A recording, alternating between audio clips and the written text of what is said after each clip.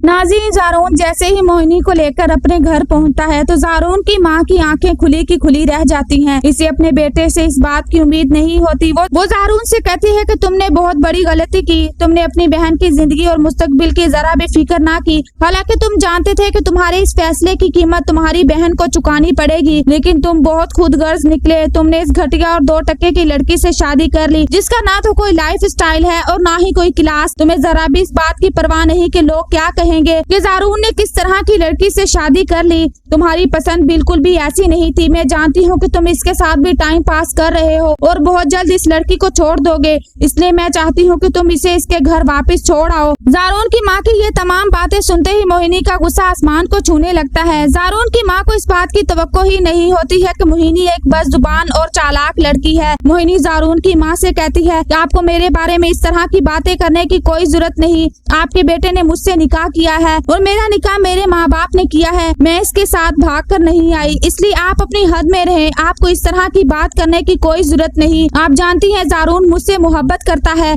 और वो मेरे लिए कुछ भी कर सकता है। मोहिनी की ये तमाम बातें सुनते ज़ारून की माँ हैरान रह जाती है। इसे लगता था कि मोहिनी एक खामोश और धीमे मिजाज की लड़की होगी जो इसकी तमाम बातों को बर्दाश्त कर लेगी और वो बहुत जल्द मोहिनी को घर से बाहर निकाल फेंकेगी। लेकिन मोहिनी का ये रवैया और बातें सुनते ही उसे इस बात का अंदाजा हो जाता है कि मोहिनी उन लड़कियों में से नहीं जो खामोश रहे। जबकि दूसरी तरफ मिर्जा साहब आयान से कहते हैं कि मैं चाहता हूँ तुम्हें मुस्कान के इस घर से बाहर निकाल दो, क्योंकि वो इस घर में रहने के काबिल नहीं। मैं तुम्हारी शादी एक अच्छे घर में करूंगा। मुस्कान का बाप वो है जिसने हमें जिल्लत दी और मैं ऐसे लोगों के साथ कोई भी ताल्लुक नहीं रखना चाहता।